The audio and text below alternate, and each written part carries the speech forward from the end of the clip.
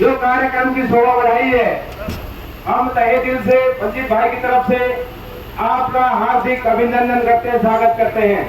और हमारे बीच मैं इसी कड़ी में ज्यादा समय न लेते हुए दीपचंद जी, डॉक्टर ज्ञासी जी, दीपचंद जी का डॉक्टर सामने सामने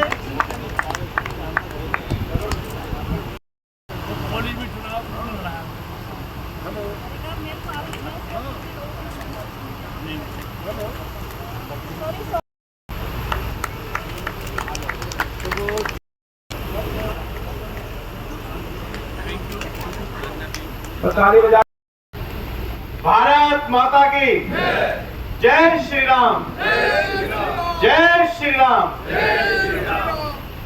आज डी ब्लॉक में उपस्थित हमारे भारतीय जनता पार्टी के लोकप्रिय उम्मीदवार और फरीदाबाद की खोई हुई पहचान दिलाने वाले चौधरी कृष्णपाल गुर्जर जी, बड़े भाई अजय गौड़ जी,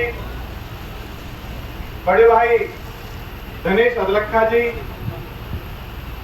इस प्रोग्राम के आयोजक चौधरी बलजीत जी, मेरे पिताजी चौधरी सुभाषवीर जी, चौधरी कमल जी, चौधरी सतपाल जी, मेरे सामने बैठे बुजुर्ग नौजवान साथी, लोकतंत्र के महापर्व की शुरुआत हो चुकी है।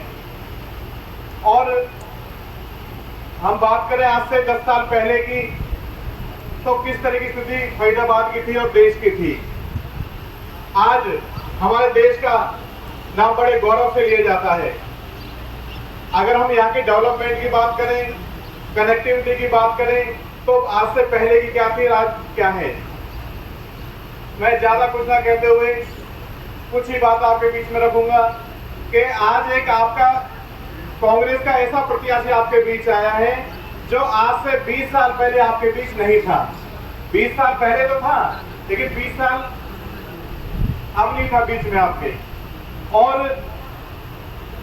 आपके पास कांग्रेस के कार्यकर्ता भी आएंगे, जाएंगे, वोट भी मांगेंगे, लेकिन आपसे मैं एक सवाल करूंगा, आप उसे एक सवाल करना बस, कि आपको वोट किस उस पर दें। क्या आपने सैनिकों को पत्थर मनवाने के लिए वोट दें?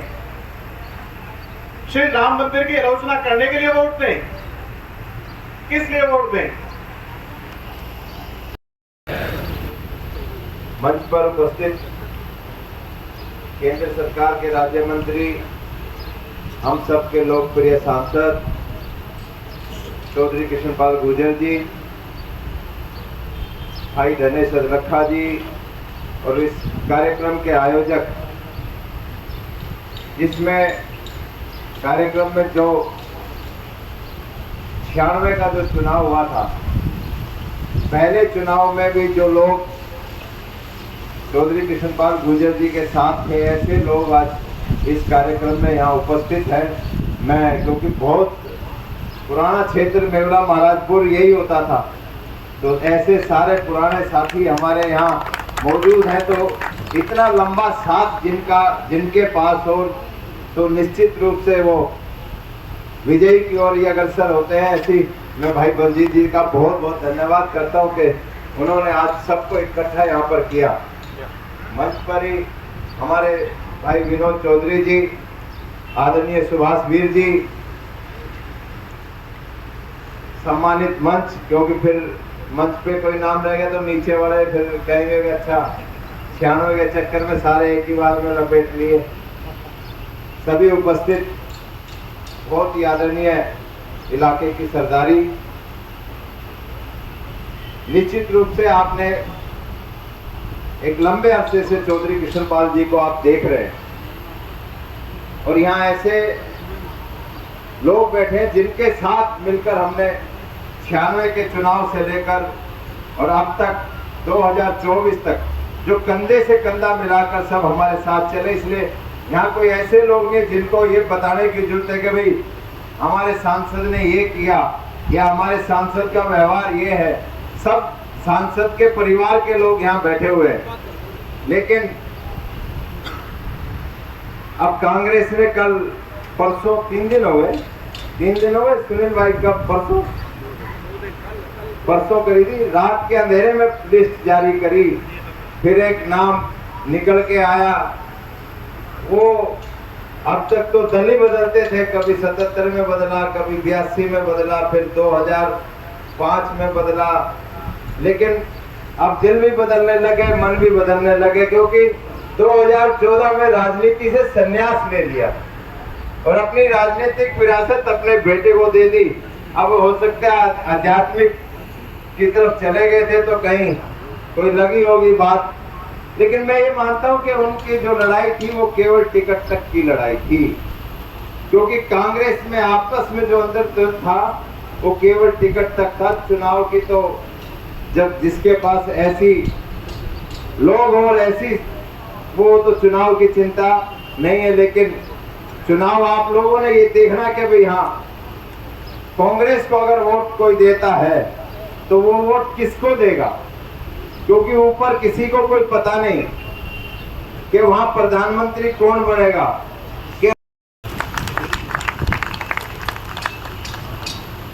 अध्यक्ष भाई बलजीत सिंह जी, पार्टी के 2 बार जिला अध्यक्ष रहे, मुख्यमंत्री के राजनीतिक सलाहकार छोटे भाई अजय गौड़ जी, हरियाणा के में चेयरमैन भाई धनी संदखा जी, भाई कमल जी, भाई सुभाष वीर जी, जिला परिषद के चेयरमैन रहे विनोद चौधरी जी, आज का मंच संचालन कर रहे भाई सतपाल जी, और आज का इस कार्यक्रम में आए हुए सभी आदरणीय बुजुर्गों, भाइयों, बहनों, प्यारे बच्चों। देखिए, आपको सारे हालात मालूम है, अब बोलने के तो घंटों भूल सकते हैं। आपने 2014 से पहले के भी देश के हालात देखे हैं, और इन 10 सालों में जो हुआ है वो भी आपसे छुपा हुआ है। 10 साल पहले देश में निराशा का वातावरण आ गया था, बड़े बड़े घोटाले, 20 लाख करोड़ के घोटाले देश में हुए, जिनमें देश के बहुत मंत्री जेल में गए जो आज जमानत पर बाहर आए हुए। पूरी दुनिया में देश की जो बदनामी हुई थी, और होती भी क्यों नहीं, जब माली बात को उजाड़ने लगे और जब पहाड़ी खेत को खाने लगे, तो फिर उस देश की स्थिति दुनिया में वही होगी जो भारत की। बहुत से लोग दुनिया के देशों में जाते होंगे, उस समय उनके साथ कैसा व्यवहार होता था, और आज दुनिया के देशों में भारत वालों के साथ कैसा व्यवहार होता है, उसको सबको अनुभव में आ रहा होगा। जब देश की सत्ता एक अर्थशास्त्री के हाथों में थी, तब देश दुनिया का 11वीं सबसे बड़ी आर्थिक ताकत था। और जब 2014 में वो सरकार गई मनमोहन सिंह की, कांग्रेस की, तब भी देश 11वें ही स्थान पर था। उसकी जो अर्थव्यवस्था जो भारत की, वो 11वें नंबर पर। और जिसको ये चाय वाला कहते थे, उस चाय वाले ने इन 10 सालों में दुनिया में भारत की अर्थव्यवस्था को 11वें से 5वें नंबर पर पहुंचा दिया और तीसरे पर ले जाने की तैयारी है। और ये मैं नहीं कहता, ये दुनिया के जितने भी इकोनॉमिस्ट हैं या संस्थाएं हैं, IMF, ADB और ग्लोबल इन्वेस्टर, सबका ये कहना है अगर भारत इसी रफ्तार से उसकी अर्थव्यवस्था बढ़ी तो 2028 में भारत जर्मनी और जापान को भी पीछे छोड़ते हुए दुनिया की तीसरी सबसे बड़ी अर्थव्यवस्था बनी। मेरा कहने का मतलब यह है,